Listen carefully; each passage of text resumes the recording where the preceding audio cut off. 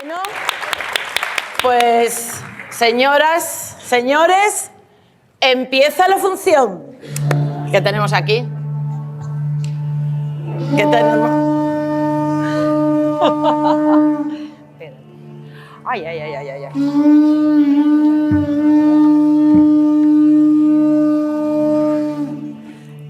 Un bonero. ¿Será Ecro el bonero? ¿Y qué saca? ¡Oh! La caracola. La caracola. La caracola que va a tener en la novela, los que lo hayáis leído, la caracola va a acompañar durante toda la novela, va a acompañar a Ecro. Lo siento, me la llevo. ¿Qué más traes? Y una máscara. Una máscara, esto... Una máscara antigas, ¿esto qué tiene que ver? Y un ventolín. Un ventolín. Un ventolín, una máscara.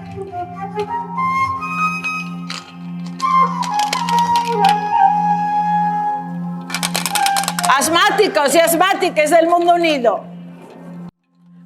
¿Esto? Oxígeno. ¿Qué está pasando? ¡La muerte! ¡La muerte! Esto no soluciona nada. Esto solo sirve para paliar los síntomas de la contaminación. Pero la contaminación tenéis que pararla, saliendo a las calles y buscando la solución. Y si no, solucionará todo. Y este es el primero. Venga, vamos. Así que ya sabéis, hay una manifestación por la salud en Sisión, el 16.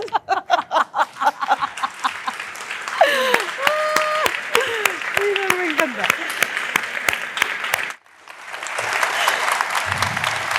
¡Qué maravilla! Conste que yo este preámbulo lo desconocía así en su exactitud. Totalmente improvisado, fuera de programa. Fuera de programa, pero esto es maravilloso. Bueno, vamos con Madrebona. Hombre, podría yo hacer aquí un repaso a toda tu amplísima ya biografía, además de... No vamos a pasar, vamos a Madre. Que miren la Wikipedia, Eso, que vais a miren ver mi página. Vamos con Madrebona, que es una novela, ¿no? Es un novelón. Es un novelón y lo es por muchas razones. Bueno, leer siempre es un viaje, amigas y amigos, eso está claro. Y leer a Pilar también siempre es un viaje en sí mismo y lo es porque lo acaba de demostrar aquí y yo creo que además lo vamos a dejar patente a lo largo de toda esta charla porque el entusiasmo de Pilar Sánchez Vicente se traspasa. Los que la leéis habitualmente, los que la acabáis de leer en Madrebona o los que tenéis la intención de hacerlo ahora mismo, seguramente percibiréis con nitidez ese entusiasmo también en su narrativa, que yo creo que además se puede ver muy nítidamente, como decía, sobre todo en esa búsqueda del detalle, porque esta es una novela llena de guiños y de detalles. La búsqueda es una palabra clave, Pilar, en esta novela, en Madrebona, porque un viaje en sí mismo es una búsqueda, ¿no? Siempre estamos buscando. Y en un viaje, bueno, pues hallamos, pero también perdemos. Y las dos cosas yo creo que son palabras claves para entender esta novela. En el caso de Madrebona hablamos de pérdida y además lo hablamos yo creo que en todas las dimensiones, porque estamos con la pérdida de la familia, la pérdida de la niñez, la pérdida de la inocencia, la pérdida de la patria, la pérdida de, bueno, pues, del amor también, ¿no? De la libertad en algunos momentos también de la novela, de la juventud, y en ese hallar y en ese perder yo creo que está la esencia de todo este relato, que es literalmente un viaje, como decía al comienzo, es un viaje y además en un sentido doble, porque de un lado estamos en lo que es el periplo vital, es decir, toda la vida del personaje principal, porque esta es una novela coral en la que hay muchos personajes y dejarlos como secundarios yo creo que sería faltarles un poquitín, ¿no? Porque estamos verdaderamente con una foto en la que yo creo que no hay cabezas atrás, sino que más o menos están todos en el mismo sitio, ¿no? Pero sí es verdad que hay un personaje principal que es el que hilvana y el que va llevándonos de uno a otro lado, y su propio periplo vital, su propia vida, es la que nos va a conducir por esta gran historia. Ese viaje, decía yo, es el viaje de Ecro, que es el protagonista, que vamos a conocer siendo un niño y en la segunda página siendo un huérfano, que no nos das ni aliento para comenzar. Ya nos hemos encariñado de la criatura, este niño cretense, ¿no? Que va a perder, bueno, no lo vamos a desvelar todo, pero sí de una manera muy cruel a toda su familia, pues casi al arranque de lo que es Madreboda. Luego ya van a pasar muchas cosas en su vida, de nuevo tendremos pérdidas y de nuevo tendremos hallazgos, ¿no? O sea que enseguida también va a encontrar cosas que vayan compensando todas esas ausencias. Ese es el viaje principal, ¿no? El viaje de lo que sería el personaje, el viaje vital, la vida de Ecro. Pero de otro lado tenemos un viaje muchísimo más amplio, que es el viaje por el Mediterráneo, ¿no? Por ese mar grande que es el que nos une, y nos une además en muchas cuestiones. Nos une en ese compartir conocimiento, en esos ingenios, ¿no? Que van pasando de un lugar a otro y que nos va haciendo, bueno, pues en algunos casos evolucionar y en otros casos volvernos un poquitín peores. En esa dualidad yo creo que luego también nos podemos detener. Compartimos la cultura, llegamos a compartir incluso alguna que otra deidad impuesta en muchos casos, ¿no? O sea que ni siquiera me he elegido. Y en un momento histórico, como decimos, pues ahora si echamos el cálculo desde ahora, 6.500 a.C., 4.500 a.C., 6.500 desde ahora, ¿no? Es decir, estamos en un momento además muy concreto, que en eso también luego me gustaría detenerme, que es en lo que va a ser la edad del cobre, ¿no? Que pronto iba a dar lugar a la edad del bronce y luego sería ya posteriormente la del hierro, con lo cual estamos en un momento muy concreto en el que están pasando muchas cosas, pero no ocurren a la vez en todos los lugares, que esto también es otra de las claves. En todo caso, ese comercio por el Mediterráneo es el que va a abrir nuevos caminos y el que va a abrir también nuevas puertas para que todo ese conocimiento se vaya transmitiendo, vaya llegando, pero también a la par que, digamos, todos esos avances tecnológicos que va a permitir, en este caso, pues ir bueno, pues dejando atrás también otros modos de vida más primitivos, también nos hace perder, volvemos otra vez a la pérdida, pues en este caso, pues desde creencias, ¿no? Diosas como Madreboda, y vamos pasando pues desde de ese panteísmo, ¿no? de esa naturaleza que es la que lo llena todo y a la que tenemos que agradecer y la que también la que lo equilibra todo, a, bueno, pues esos dioses que se parecen más a nosotros. Y parecerse más a nosotros, pues es ser más imperfectos, ¿no? Con lo cual ahí también está un poquitín el juego. Yo, si te parece, Pilar, podemos, porque este sería un poquitín como el marco, ¿vale? Para que veáis que aquí se plantean dos viajes. El segundo viaje, ese que digo yo por el Mediterráneo, es el que nos interpela a nosotros, porque al final somos fruto precisamente de todo eso. Y el viaje de Ecro es un viaje personal, es un viaje vital de una vida en concreto, de una vida de esas que escriben historias, ¿no? O podrían dar lugar a escribirlas. Entonces, yo, si te parece, podemos ir haciendo y deteniéndonos un poquitín en todos estos aspectos que yo ya he planteado, ¿vale? A tu merced, yo como tú quieras. Pues vamos allá. Lo primero, ese arco que decía yo, que nos plantea ese viaje desde el oriente, ¿no? de lo que sería el Mediterráneo hasta llegar a nuestra península, ¿no? Y en concreto a nuestro norte. Luego vamos a hablar de Asturias. No nos metamos todavía en Asturias, sino digamos, en toda esa trayectoria que vamos a ir marcando. Porque claro, ahí digamos que todas las cosas no están pasando a la vez, sino que hay una enorme desigualdad entre cómo están en unos lugares y otros, ¿no?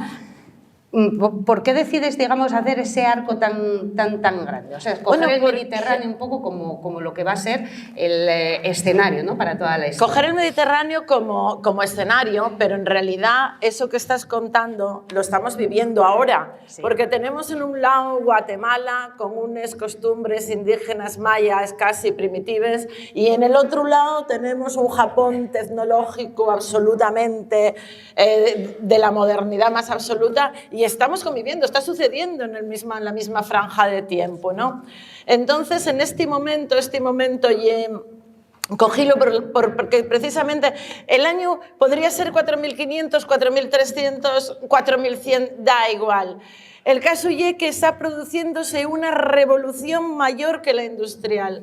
Y esa revolución mayor que la industrial está produciéndose en un lugar que ahora mismo es un territorio, sacaría ahora la bandera palestina precisamente para paremos en genocidio, Azala Fuerte, Tiro, Biblos, Mesopotamia. Entre el Tigris y el Éufrates se está produciendo algo que la humanidad desconocía totalmente, que es la agricultura y la domesticación de los animales. Con la agricultura y con la domesticación de los animales empiezan los asentamientos urbanos. Las poblaciones y los grupos humanos dejen de andar detrás de la comida y establecense en lugares fijos. Eso supone unos cambios sociales, culturales y religiosos tremendos. En este momento, por ejemplo, asistimos a algo tan impresionante como la aparición de la rueda, porque el disco sí se conocía, pero que entre dos discos pongas un eje y sobre eso puede ir un carro y eso sirva para transportar cosas, porque hasta ese momento quien transporta es Ecro, el buhonero.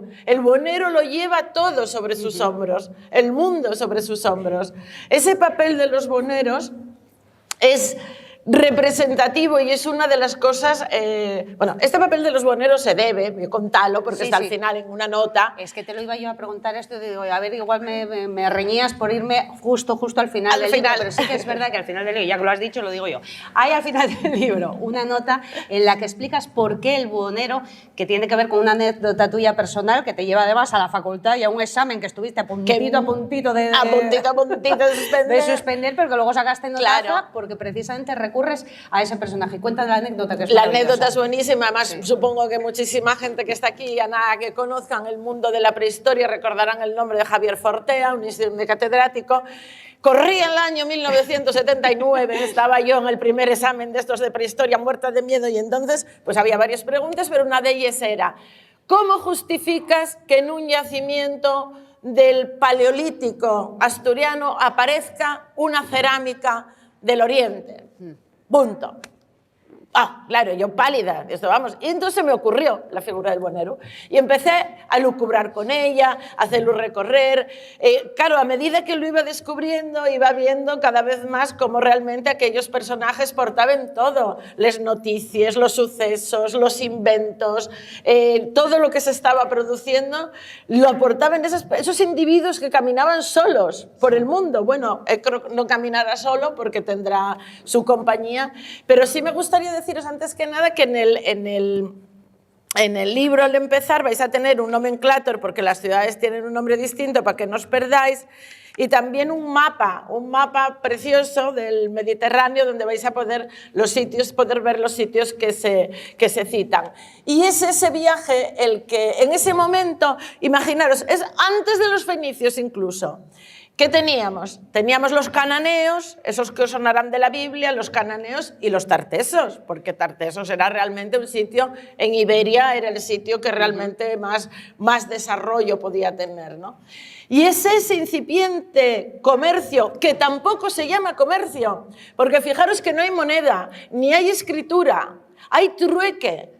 La gente se desplaza, recorre el mar de un lado al otro y recorre la península y recorre las tierras de un lado al otro para intercambiar lapislázuli para los dioses, intercambiar el azabache, que era muy cotizado, piezas de oro, fíbulas de cobre. Es un momento donde los basileos, los actuales, digamos, reyes, entonces vais a encontraros el nombre de basileos porque tampoco había reyes.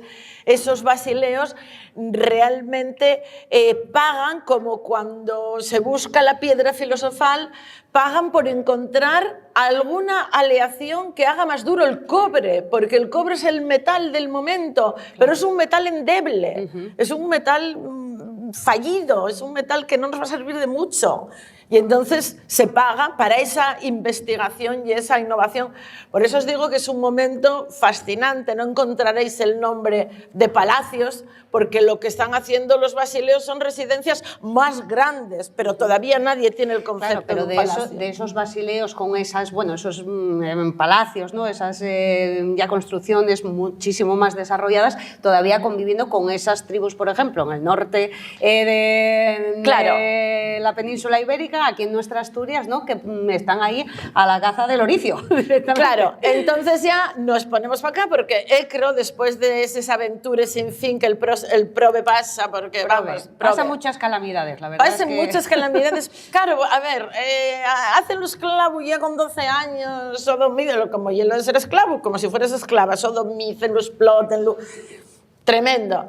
Pero bueno, también aprende a guiarse por las estrellas, aprende muchas cosas en esa trayectoria, ¿no?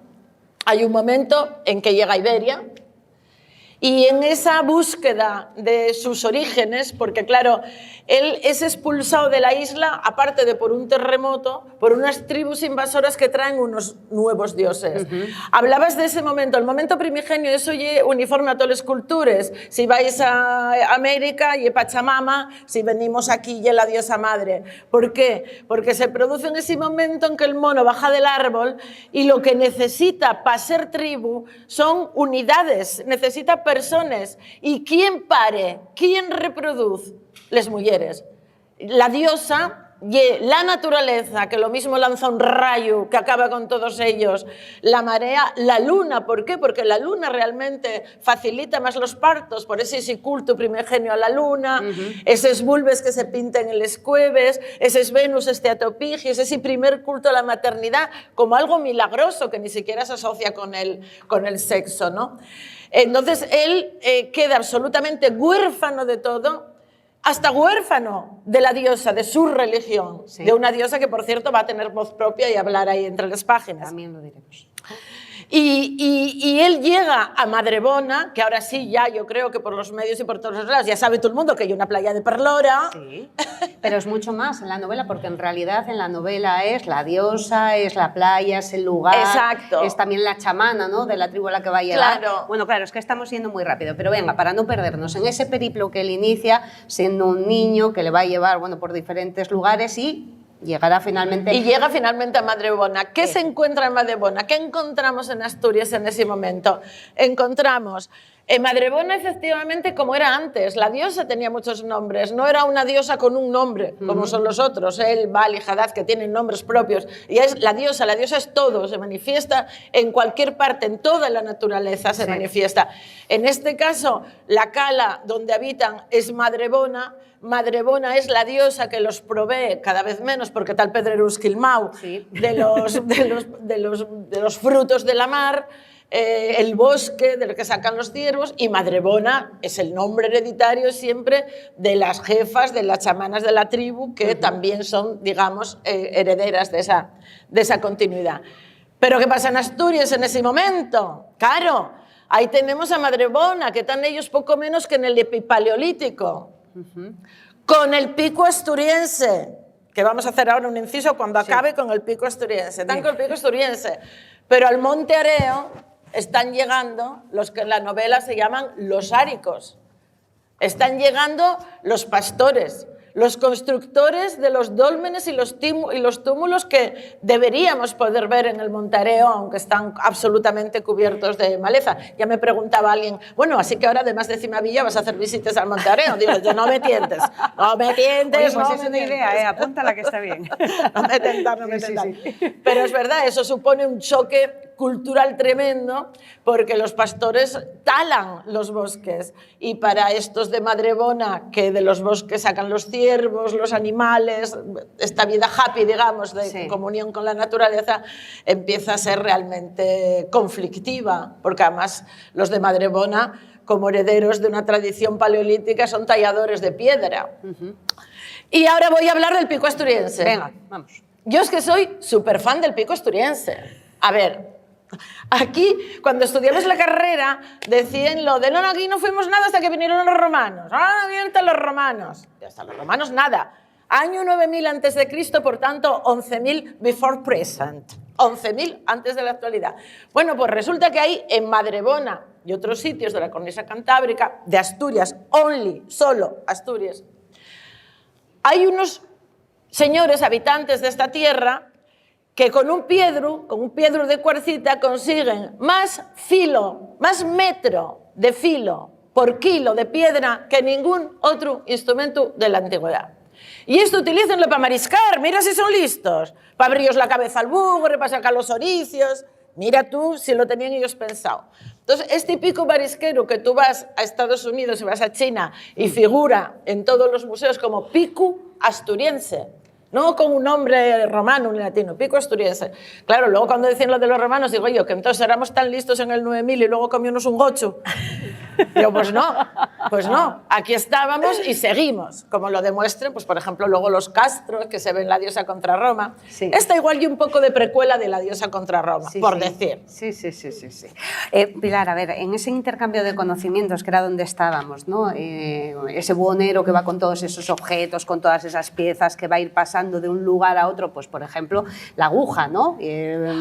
Bueno, para poder coser. Luego vamos a hablar de los oficios, que yo creo que haces toda una loa, así, y un homenaje a la importancia también, a cómo en algunos momentos nos salva hasta la vida. Bueno, creo que se la salva, de hecho, ¿no? Pero digo, en ese intercambio un poquitín, sí que es verdad que es la puerta de entrada también, no solo para todos esos conocimientos, sino, como decíamos, para todas esas creencias. Ya que estábamos con Madrebona y estábamos, digo, por no perder el hilo, Que ya sabes que conmigo ya es fácil. Sí, yo por eso te reconduzco, si me dejas, o si lo que me dejarás. Bueno, por volver otro poquitín con la diosa, pero yo creo que es una parte muy importante de la novela, precisamente esa pérdida, o sea, él siente primero la pérdida de su madre, o sea, la pérdida de su familia, es más extenso que perder a la madre, pero la madre sí que le salva la vida y, como tú decías, pierde también su diosa, que es a la que él está buscando a lo largo de todo el viaje. Yo en ese sentido me recordaba un poquitín a la de Todo se desmorona, a la novela, porque sí que es verdad que es con la entrada de repente de una religión totalmente ajena, ¿no?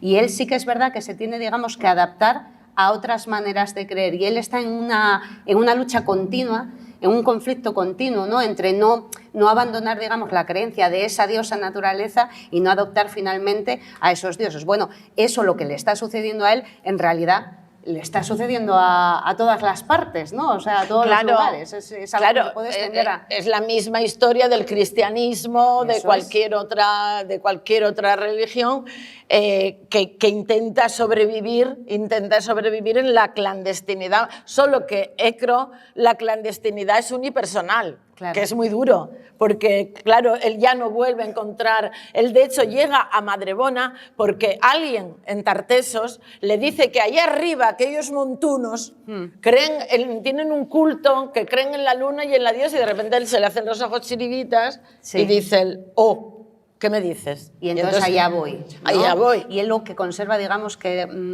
sus creencias, que decías antes cuando estábamos con la caracola que interpretaba tan maravillosamente David Varela, decía esto, es muy importante esta caracola, es verdad, porque ahí, digamos, ahí es donde, digamos, él simboliza a la diosa, ¿no? O sea, a esa creencia y esa fe que tiene él en su diosa. De hecho, la caracola, él cuando la coge, bueno, esto es en la primera página, cuando la coge la noche anterior que se va a suceder el cataclismo de la primera página o de la segunda, él esa caracola todas las tardes van a la playa, cogen caracolas, cogen conchas y al anochecer, al llegar la luna, las ofrendan, las devuelven al mar y el pobre en su inocencia está convencido que se quedó con esa caracola, que era tan guapa, se quedó con ella y por eso le pasa todo lo que le está pasando. Es un poco el pensamiento mágico, ¿no? O sea, claro, porque es un momento de muchísimo pensamiento mágico. Claro. Es un momento donde el pensamiento mágico está totalmente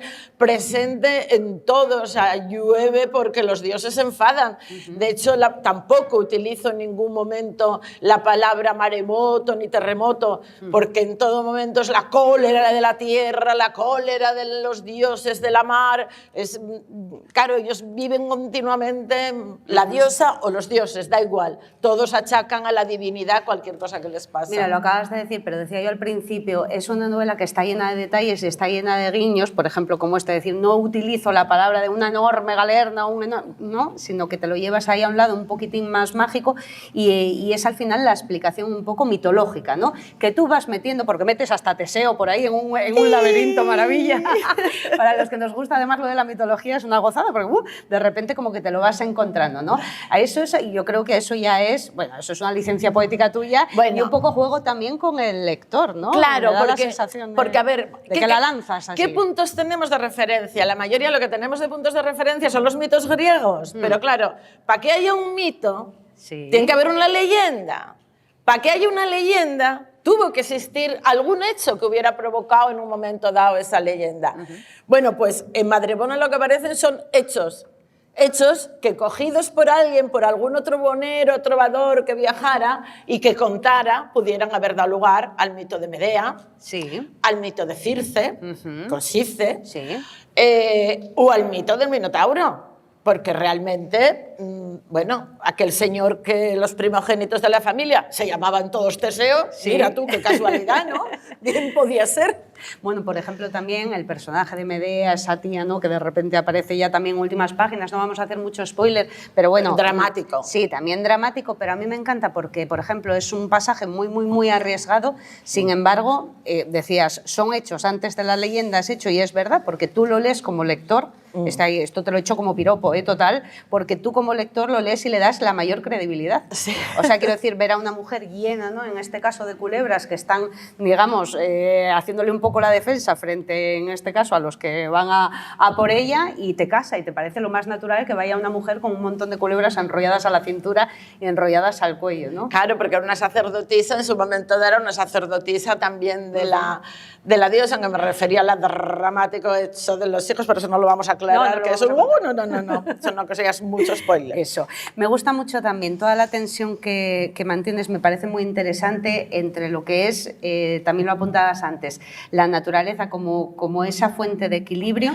y nosotros desequilibrándola constantemente, que también es algo que encontramos en todas las leyendas. Por ejemplo, en la mitología asturiana está yendo un poco de esa tensión, ¿no? Entre lo que es la perfección de la naturaleza que nos da siempre, que tanto nos da siempre y que además en los momentos en los que nos quedamos sin nada también se expresa muy bien en Madrebono, al final es lo que tenemos, las estrellas para guiarnos, por ejemplo, con lo que estamos haciendo nosotros. Entonces ese juego entre todo ese, precisamente ese incipiente comercio que está trayendo todos esos avances, decíamos antes, por ejemplo, la aguja. Vamos, ¿no? a detenernos en la aguja, claro. Porque claro, otra de esas cosas que te resulta fascinante es la aguja, que os parecerá una tontería, pero la invención de la aguja que permitía coser las pieles, eso es tremendo. Y claro, Ecro tiene la suerte de dar con una buenísima mujer en Tiro que se llama Kamala, que es la que le va a enseñar a fabricar las agujas. Bueno, pues llevan un molde de madera, las puedes hacer de hueso, de bronce, pulir, lleva todo un tratamiento,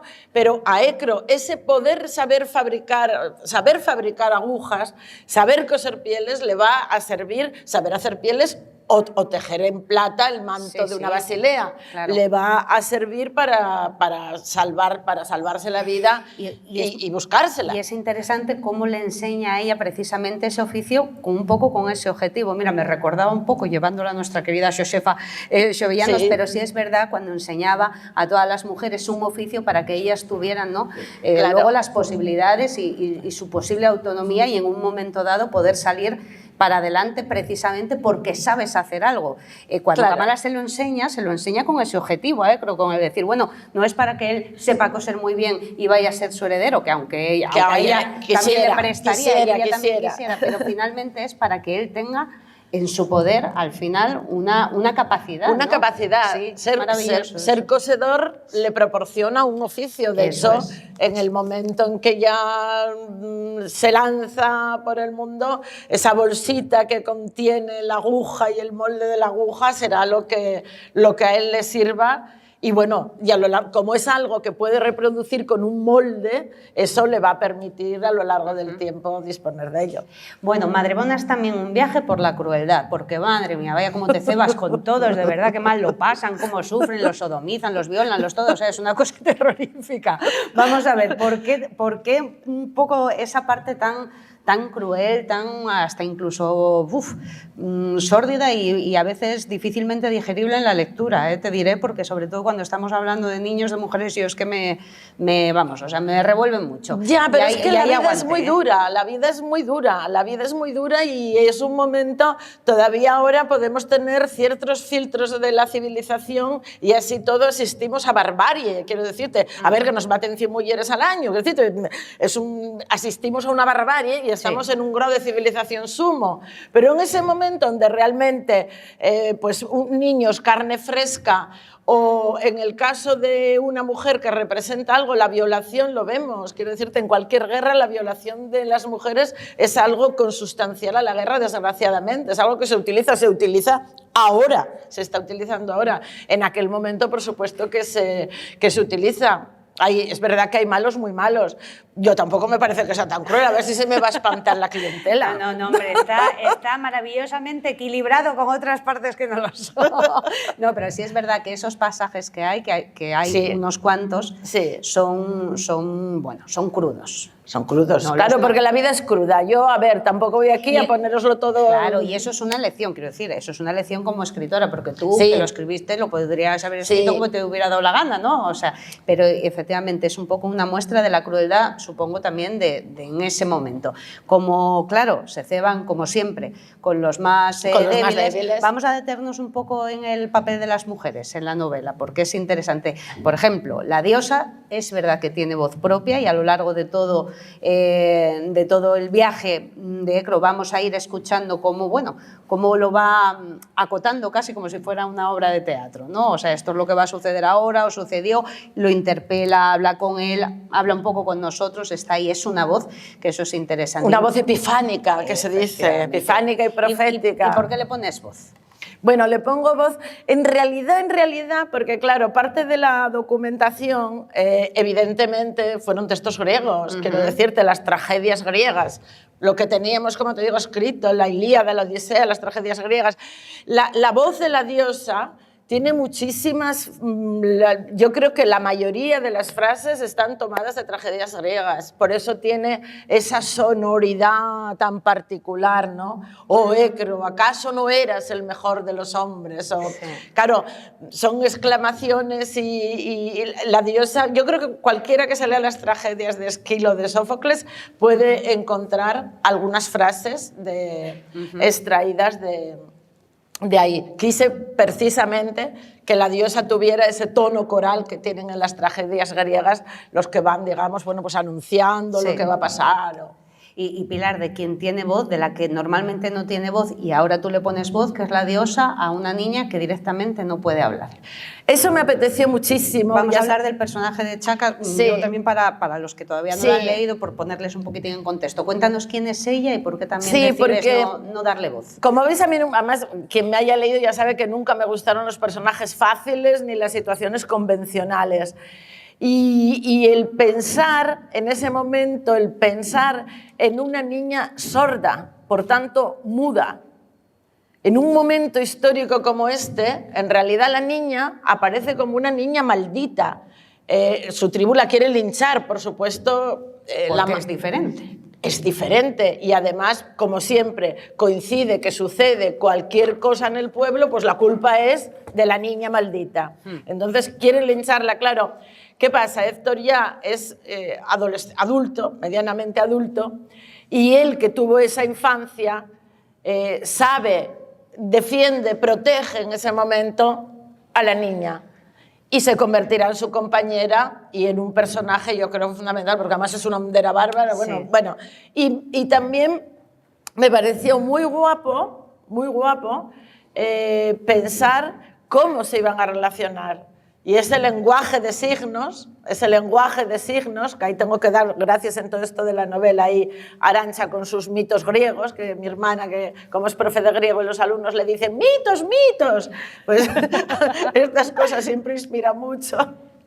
Y claro, para mí fue un personaje precioso el pensar, el inventar, aparte que se inventa la rueda y no sé qué, inventar el lenguaje de signos y ver cómo pueden comunicarse dos personas. El lenguaje es un tema tremendo, porque daros cuenta que ni diccionarios, ni el translator, ni Cristo que lo fundó. Claro, el buhonero va caminando por distintos sitios, cada tribu tiene su lengua, ¿y cómo te entiendes?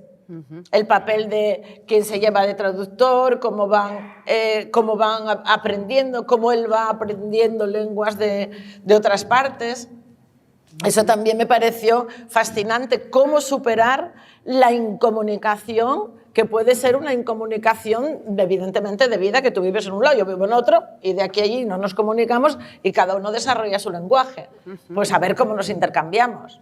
Y nos intercambiamos porque llegamos hasta aquí. Hombre. O sea que... Chaka, además, aparte de crear esa nueva familia, va a tener una conexión especial no solo con Ecro, sino con, ya que hablábamos antes, por ejemplo, de que aparece la invención de la rueda, de que están presentes también todos esos mitos, ¿no? Pero que tú pones un poco antes, que es como la precuela. También en este caso vas a hablar de los lobos y de cómo van a ser domesticados para convertirse en los perros. Atención, en esta ciudad que tiene más perros que niños, la novela os va a encantar. Efectivamente, 30 y pico mil tenemos ya, ¿no? Creo yo, de perros censados en Gijón. Bueno, pues esta loba, además también es una loba especial, sí. Es una loba albina que también a su vez fue expulsada de la manada, ¿no? Madre, ahora que lo pienso, no hay ninguno probes, vaya vida que llevan. Por eso digo yo. Bueno, y también Pero se crea entre expulsados de las manadas, se crea también una solidaridad y al final crean una familia. Sí. Al final las familias no es solo la que tienes de sangre, es también la que eliges en unas circunstancias en que la vida... Claro. En que la vida es dura. Sí, sí. Vamos con otras mujeres que aparecen también. Antes hablábamos de Kamala, que es la sí. que va a ser un poquito como la madre que lo acoge, ¿no? La madre postiza en este caso, que es quien le va a enseñar a coser, pero luego tenemos también otras mujeres, como va a ser Naya, que sería la chamana, ¿no? O también madrebona, también, ¿no? En un momento dado. Este personaje también tendría una novela en sí misma, ¿no? O sea, es una mujer, bueno, que va a pasar también un periplo también vital muy, muy difícil, ¿no? Muy complicado. Claro, porque Naya, madrebona, por eso digo que es un poco como la diosa contra Roma, ¿no? Porque es ese momento en que tú eres la jefa de la tribu. Los recursos del pedrero ya están siendo esquilmados, los áricos son una verdadera amenaza porque roban a las mujeres, roban a los canteros, roban a los que trabajan la piedra, y ella es la que se comunica, con los dioses, con la diosa, a ver qué hielo que tienen que hacer. Claro, es que es la bomba. ¿Qué hago? Ahora marchamos. ¿Dónde vamos? ¿Vamos por Oriente? ¿Vamos por Occidente? ¿Batímonos en el duelo? ¿Qué hielo que hacemos? ¿No? Es una mujer que vive y que tiene mucha... Bueno, la pobre esta sí que lo pasa mal. Sí, esta se lo pasa mal, pero sí. Eso no lo vamos a contar. Uy, los otros lo pasan bárbaro comparado con esta. También es verdad. Pero sobrevive. Sí, sí. Sobrevive, resiste, encuentra la fuerza también. Encuentra la fuerza. Y también la evasión. Luego vamos a hablar de eso, pero sí, espera, sí. No te me aceleres. El hombre que hace hablar a los huesos. Tenemos por aquí a un hombre que también lo sabe. El hombre que hace hablar a los huesos, yo creo que le podemos dejar hablar.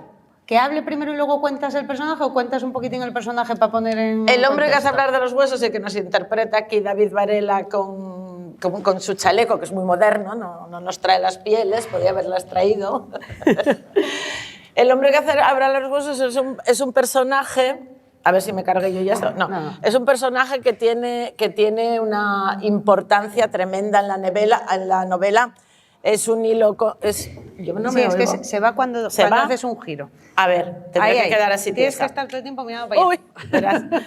El hombre que hace hablar a los huesos es un personaje que es hilo conductor en toda la novela, pero que además aparece en un... Yo creo que voy a coger el otro Sí, micrófono porque yo me creo que pierdo. sí, porque si no te va a estar despistando. Sí. Estas cosas del directo. Ajá. Jaja. Jaja. Ahora sí, sí. Pues el hombre que hace hablar en los huesos aparece en un momento clave en la vida de Ecro, cuando él ya está a punto, digamos, de matarse, de suicidarse y cortarse las venas, porque claro, lo que pasó no se lo deseo yo a nadie. Y aparece este hombre, que es un hombre que consigue hacer hablar a los huesos. Y yo se lo propuse a David y él, como acepta todos los líos en que le meta, cuéntanos qué hiciste como él, porque lo que él hizo con una pata de cabrito y es lo que hacía nuestro protagonista en la novela. Bueno, buenas tardes. La verdad que de estar aquí lleva una disculpa para poder estar en primera fila. Sí, ¿no? Sé que siempre Pilar se rodea de gente de mucho talento y estar aquí con tres mujeres tan talentosas y un placer estar aquí. Y más, pues ese reto que sabe Pilar de primera mano, que a los del Natahoyo hay que picársenos con cualquier cosa que nos presta, rápidamente aceptar estos retos. Y bueno, esto no es ni más ni menos que eso, que una xiblata, una xipla, una chifla de caniecha, como se hicieron toda la vida desde que en mi casa pues aparecían este tipo de cosas, antes feches a lo mejor con los huesos de les sales de los buitres, de los utres, ¿no? Que son esos sales tan estilizadas de hueso. Pero bueno, yo tuve que hacer ese gran esfuerzo de pegarme una bona yacuada, espellicar bien la pata de cabrito, furacala y ponerle un taponín de cera natural, que ya era como se hacía pues esto de toda la vida con los materiales que tenían cerca. Y luego lo curioso es intentar hacerlos hablar, que ya lo que... Claro. Lo que puedes hacer ahora. Lo que podemos hacer. Venga. A ver si falen de verdad. Así que cerráis los huellos y trasladáis-vos a 6.500 años. Estamos en el borde del Mediterráneo y el hombre va a hacer hablar a los huesos.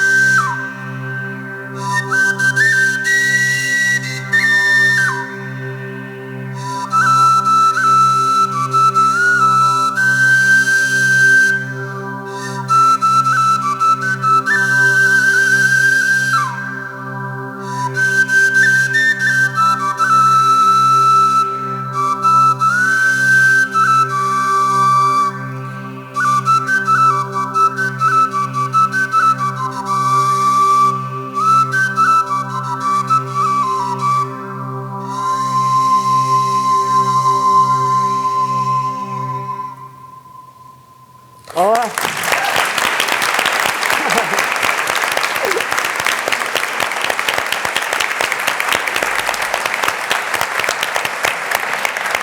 Oh, tremendo, ¿eh? Oh, Qué bonito, David. nos trasladamos, ¿eh? Uy, sí, sí. ¡Buah! ¡Qué guapo, por Dios! Yo me apetecía hacer yoga. De repente me vi. Namaste. Namaste, namaste. No, pero ¿sabes qué estaba pensando? Aparte de pensar eso, no, estaba pensando una cosa, que digo, mira, la verdad es que precisamente en esto que ha hecho David, que es un hueso que nos da la naturaleza, ¿no? Sí. Que ya podíamos haber rucado en un momento dado, y de repente, gracias al ingenio humano, convertirlo, ¿no?, en otra cosa. Claro, porque además cada pueblo va a tener un silbo identificativo frente al otro pueblo, un silbo puede avisarte de un peligro, un silbo puede avisar de una fiesta, tocado como el tocaba podía ser motivo de celebración y alegría, quiero decir, parece que no, pero después de comete un pájaro o de comete un animal, es que aprovechaslo todo, sí, con sí. Les plumes, vais a verlo, con les plumes y les pieles formen parte de los atuendos que lleven, sí. Y desde luego con los huesos tienen todo tipo de... Claro, y digamos que frente a esa celebración, ¿no?, pues eso, del ingenio, de cómo se puede, digamos, sacar partido, ¿no?, a lo que nos está brindando esa madreona, esa naturaleza, luego está... Por otro lado, que también hablas de ello, y en esas también nuevas organizaciones sociales, ¿no?, que empiezan a aparecer, pues la acumulación de precisamente esos bienes. Y yo creo que esto también es muy interesante dentro de la novela, porque eso da lugar, bueno, pues a muchísimas tensiones, a sometimientos, a luchas, ¿no?, a acabar directamente con tribus enteras, y todo al final porque unos quieren tener más. Es que se resume en eso, tan sencillo. Bueno, pero y algo que tenemos tan presente de ver en las películas con los indios, por ejemplo, americanos, sí. Cómo se les va arrinconando, se les va engañando, se les va metiendo en reservas, luego se les va emborrachando, se les va haciéndoles comprar su tierra para luego recomprarla, pero al final eliminar absolutamente a una población, ¿no? Y en este momento, pues claro, los áricos es lo que están haciendo. Los áricos, los dólmenes y los túmulos que ahora vemos medio tirados en el Monte Areo, imaginar que estaban cubiertos de tierra y que encima tenían unas estructuras de madera tenía la familia que representaba la que tenía la riqueza la daban las cabezas de ovejas que tenían, pero que necesitaban pastar. Entonces, claro, todo ello va en un crescendo, va aumentando, digamos, la avaricia y se va convirtiendo ya en una moneda especial. Efectivamente, y además, por ejemplo, como van sometiendo, ¿no?, a todas esas tribus que originariamente estaban asentadas ahí y al final no les están dando más que a cambio de comer, ¿no? Que ellos dicen, no, es que estos están muertos de hambre y ya solo por comida los voy a tener yo currando, pero los voy a tener currando hasta morir, ¿no? Sí. Eso, vamos, pero como los de los campos de concentración. Todo, exactamente. O sea que al final tú estás viendo el retrato de la especie humana y lo estás viendo, pues, 6.500 años, hace 6.500 años, pero al final estás viendo el retrato también, en muchos casos actual, antes que hablabas de Palestina. Es que yo recomiendo a todo el mundo, y seguro que lo visteis todos, el calendario cósmico de Carl Sagan, donde ves que empieza el minuto 1 del día 1 de enero, es el Big Bang, sí. Y nosotros todos bajamos del árbol y estamos aquí, y todo esto que contamos y mucho más sucedió 1 minuto antes de la medianoche. Entonces, realmente, aunque creamos que nacimos de repollo y berce, lo inventamos todo, la forma de relacionarse, de la ambición, el poder, al final son el sexo, el odio, va inherente al ser humano en cualquier momento en que nos encontremos en la historia. Ahora que decías lo del amor y lo del sexo, que no lo hemos mencionado, pero también es una parte importante de la historia, no fundamental, pero sí es verdad que hay también amor, ¿no? En toda una vida hay también amor del romántico. Digamos. Claro, hay amor del romántico, hay amor del otro, hay amor de muchísimos tipos, porque aunque realmente esa experiencia inicial la le deje marcado porque, bueno, pues claro, violar a un niño de 7 años, pues te deja marcado el niño de 7 años, físicamente me refiero, ya no solo psicológicamente, pero él consigue vivir, yo creo que muy diferentes formas de amor, y al final triunfa casi el amor romántico. Sí, sí. Al final casi lo que le cierra la vida es el amor romántico, sí, y el amor a esa familia disfuncional y diversa. Efectivamente, que él al final acaba teniendo. Pilar, hablamos antes de Asturias, pero a mí me gustaría cerrar por ahí, porque creo que es maravilloso el que sea Asturias un escenario elegido para una novela como esta, ¿no? Que eso sí que es algo absolutamente intencionado por tu parte, digo, el situarlo aquí, ¿no? De la misma manera que habría yo preguntándote, ¿por qué el Mediterráneo? Pues cierro yo preguntándote, ¿por qué Asturias? O sea, Asturias como escenario para toda esta historia de la... Home, yo creo que Asturias forma y escenario de todas mis novelas, porque aparte, como siempre digo, que la historia y un filón interminable de novelas y de historias. Asturias tiene una riqueza potencial enorme, y si estamos aquí, yo creo que, por ejemplo, Madrebona, nadie sabía, por supuesto que mucha gente lo sabía, pero para mucha gente fue una sorpresa descubrir que era una playa. Entonces, son pequeñas cosas que juegos, formas de conocer el pico asturiense, el sello y el pico asturiense, el sello que os vais a llevar con la firma. Y el pico asturiense con las letras de Madrebona en fenicio, que es lo más cercano a lo cananeo que encontré. No hemos comentado que Herminia ha estado realizando un cuadro mientras estábamos charlando y escuchábamos la interpretación con Varela, de este cuadro que ha ido pues retratando Herminia. No sé si nos puedes contar un poquitín lo que has ido haciendo y... Te dejo el micrófono. Ah, no, que no acabe, no. Sí. Uy, no quede. Un poquitín, bueno, hombre. Intenté representar el bosque, el miedo que pasó todo su periplo para subir hasta Asturias. Y pues nada, siempre, pues es que yo creo que se sentía hasta en el bosque como más manera de esconderse. También fue donde encontró a la niña. Y ahora cuenta tu... Y un personaje, la verdad es que como en el cuadro, Herminia ya estuvo en La hija de las mareas, en la colegiata, ya pintó aquel cuadro de los mamelucos precioso que tengo en el salón de casa, y ella lee la novela y es lo que le sugiera. Y cuando le pregunté, digo, ¿y qué vas a pintar? Y decía, madre, es que qué miedo pasó. Pobre hombre. Pobre hombre lo que pasó. Y es realmente él va en el bosque, y luego hay un elemento que igual no lo veis bien desde atrás, pero hay un elemento que tiene también mucho que ver, él es crolbonero con su traje de pieles, con su callao, y esta es la lechuza. La lechuza tiene también muchísimo que ver en la novela, que ya sabéis que también la lechuza es la diosa Atenea, tiene esa otra, es la, bueno, anuncia, puede ser un pájaro de mal agüero que anuncia la muerte, que anuncia, bueno, tiene también mucha carga mítica y mucha carga simbólica.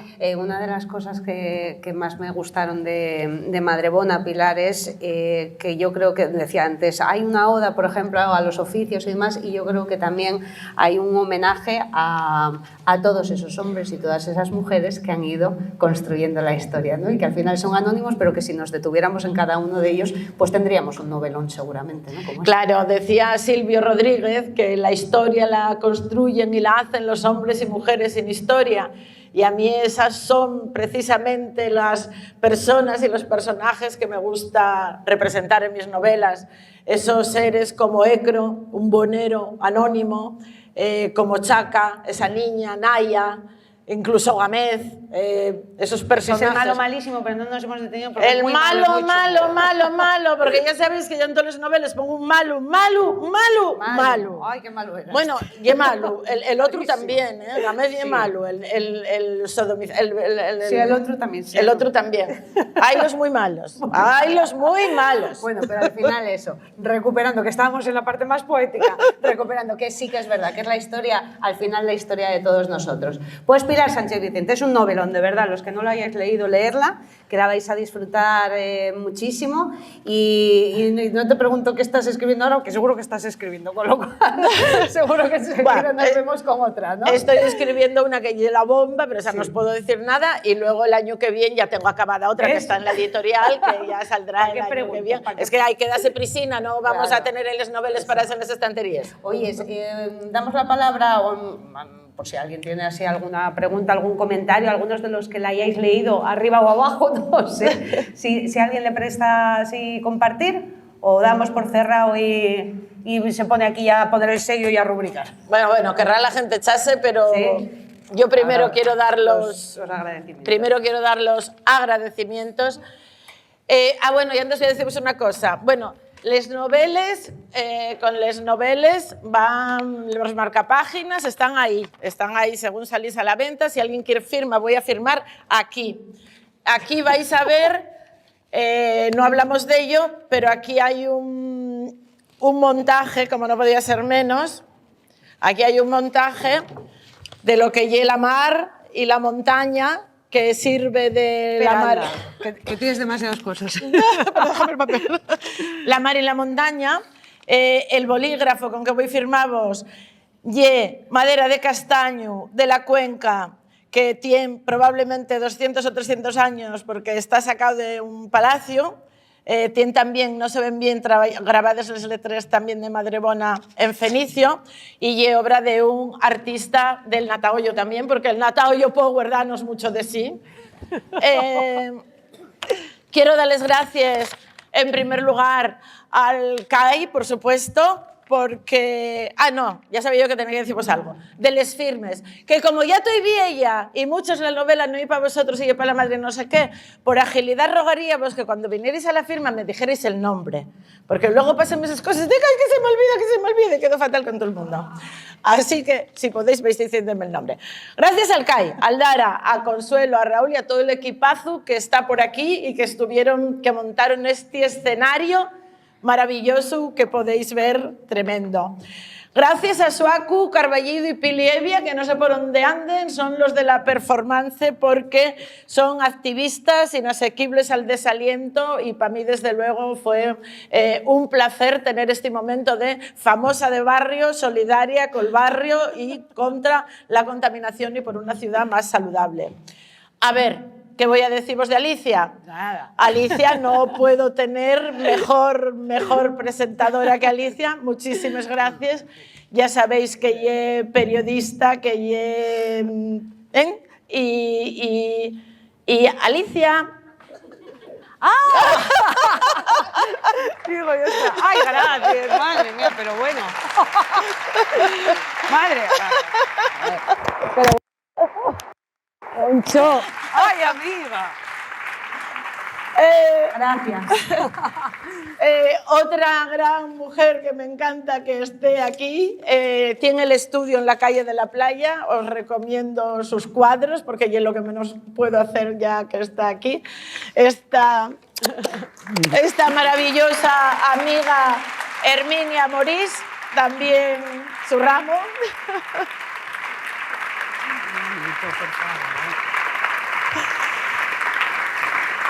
Que David Varela, que yo un artista, se ofreciera a acompañarme en este lío y a comerse el cabrito, eso sé lo que es, lo que menos sí costó.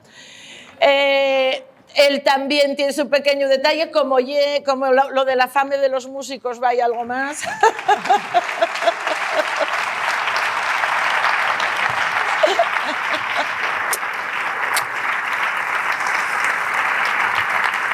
Rubén Abad, el del que os comentaba, el del soporte del bolígrafo, a Ángel Luis y Arantxa, que están aquí siempre de soportes, el núcleo duro, al resto de la familia, a Herminia, Raquel, Begoña, Griselda y Julia, que rellenaron los saquinos de yute con romero de Creta que vais a recibir con la novela y fuera, que no veáis qué trabajo.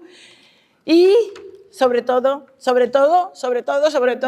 y emociónome de verdad de decirlo, a quien quisiera darles gracias, y a vosotros y a vosotros, al Fondo Norte y al Fondo Sur, que me acompañáis en todas las locuras.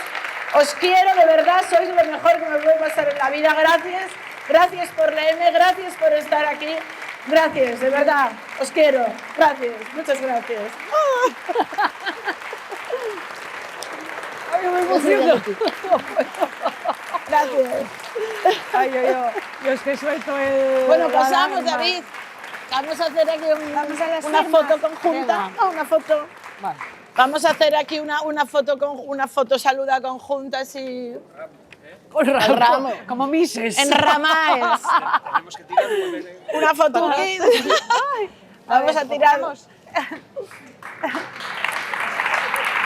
Gracias nuevamente por haber venido. Muchísimas gracias. Muchísimas gracias. Oh.